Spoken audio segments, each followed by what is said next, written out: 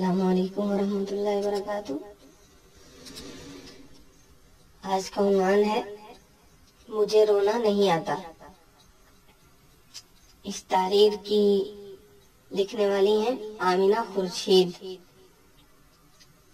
आगाज वो कुछ इस तरह करती हैं। न जाने क्यों मेरा दिल कहता है कि मुझे आपको अपनी कहानी सुनानी चाहिए। मैं अपनी शनाख्त जाहिर नहीं कर सकता, बस इतना बता सकता हूँ कि मैं एक प्रोफेशनल फोटोग्राफर हूँ। मैं अपने पूरे इदारे में स्टील हार्ट यानी आहनी दिल के नाम से मशहूर हूँ। मेरा दावा है कि मुझे रोना नहीं आता, चाहे जितना भी गमगीन मंजर अक्स बंद करना पड़ जाए। हाँ, मैं यकीन से कह सकता हूँ मेरी आंखों के गोशे तक नमकीन नहीं हो पाते, चाहे जैसी भी जज्बाती फोटो मुझे लेनी पड़ जाए। ये 21 अगस्त 2013 का दिन था।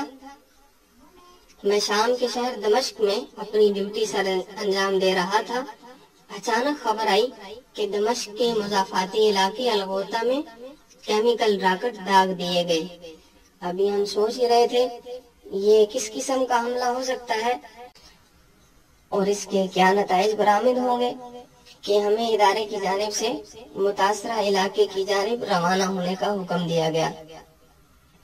ये बताने की जरूरत नहीं कि हम जब अलगोता की हदूद में दाखिल हुए तो हमारे चेहरों पर जदीद मास्क थे, क्योंकि केमिकल हमले के असरात 6 घंटे गुजरने के बावजूद भी ताहाल बाकी थे। हम सबसे पहले इलाके के अस्पताल पहुंचे। मैं मेन कैमरा थामे सबसे आगे था। गेट के अंदर दाखिल होते ही मुझे इमरजेंसी वार्ड की तलाश थी। अचानक मेरे पाँव किसी नरम चीज से टकरा गए। मैंने संभल कर नीचे देखा। वो एक छोटा सा बच्चा था। वही नहीं बल्कि मेरी ताहद नजर तक छोटे छोटे अजसाम अस्पताल के फर्श पर बिखरे हुए थे। ज्यादा से ज्यादा 8 साल तक के बच्चे या शायद अधमुई आखिरी सांसें लेती हुई लाशें। मैं आगे बढ़ा और ऑपरेशन थिएटर पहुंच गया। यही वो मंजर था। टेबल पर एक बच्चे को लेटाया गया था जिस पर एक डॉक्टर पानी छिड़क रहा था। बच्चा हर दफा एक छोटी सी उधड़ी हुई सांस लेता, जैसे कह रहा हो बस मुझे मर जाने दो, कि ये सांस लेना मेरे लिए तकलीफ देह है। मेरे देखते ही देखते इसके चेहरे पर एक अलविदाई मुस्कुराहट नमूदार हो गई और इसने हरकत बंद कर दिया। मुझे लगा मेरा स्टील हार्ट पिघल कर मेरे ही कदमों में बह जाएगा। मुझे लगा अब मेरी आंखों से आंसू की बजाय खून निकलने लगेगा। मैंने पीछे मुड़कर देखा। मेरा साथी सारे कैमरे नीचे रखकर दोनों हाथ चेहरे पर रखे हुए था। वो ज़ारो कतार रो रहा था। मेरी आंखों के गोशे भी नमकीन होने लगे और जिंदगी में पहली बार मुझे अपना दावा गलत लगने लगा। यही दावा कि मुझे रोना नहीं आता। वो रिपोर्टिंग हमने कैसे की ये तो हमारा खुदा जानता है। खुदा किसी दुश्मन को भी वो सारे मंजर न दिखलाए। इस वाक़े के कुछ अरसा बाद मैं वतन वापस चला आया, लेकिन मेरे ख्वाबों में वो सारे बच्चे बार बार आते रहे।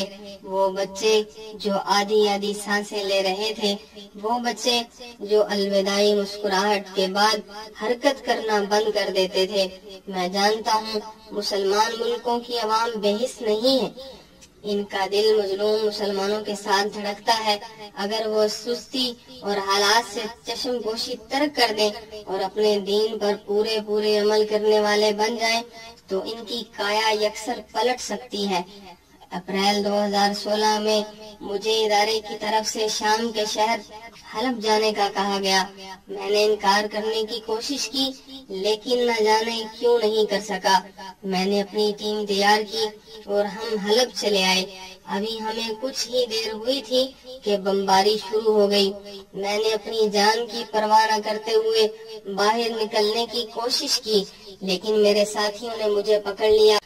खैर, جب یہ قیامت نما بمباری کا سلسلہ تھما تو ہم نے اپنے کیمرے سنبھالے اور باہر نکلے. کیا دیکھتے ہیں، ساتھ والی پوری گلی کھنڈرات کا ڈھیر بن چکی ہے. یہ وہ گلی تھی جہاں میں نے کل بچوں کو کھیلتے ہوئے دیکھا تھا. اب اس کے ہر گھر سے زندگی کا دم جیسے گھٹ گیا تھا. میں ابھی ایک عمارت کے سامنے کھڑا سوچ رہا تھا کہ ایک میاں بیوی چیختے چلاتے ہوئے یہاں وہاں بھاگنے لگے. احمد، زینب، عائشہ وہ اپنے بچوں کو ڈھونڈ رہے تھے. پھر کچھ لوگ امدادی گاڑیاں لیے بھاگے ہوئے آئے اور ملبے میں سے لاشیں نکالنے لگے. کچھ دیر بعد احمد، عائشہ اور زینب کی لاشیں بھی نکل آئیں، لیکن اس حالت میں کہ وہ دیوار کے گر جانے کی وجہ سے دو حصوں میں تقسیم تھی. دیوار کے بڑے بڑے پتھروں نے ان کی آنتیں باہر نکال دی تھیں.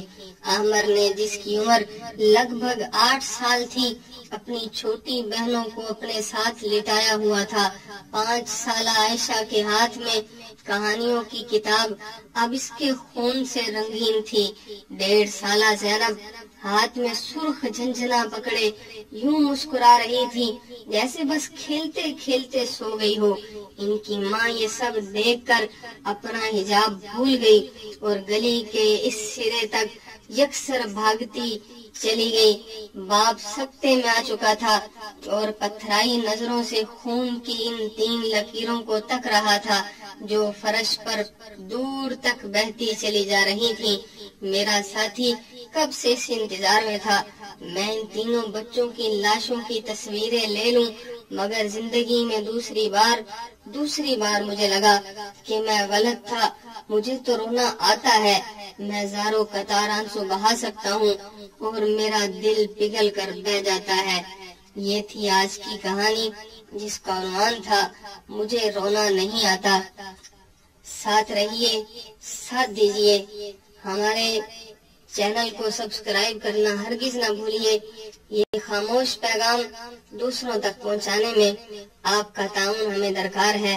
آپ کی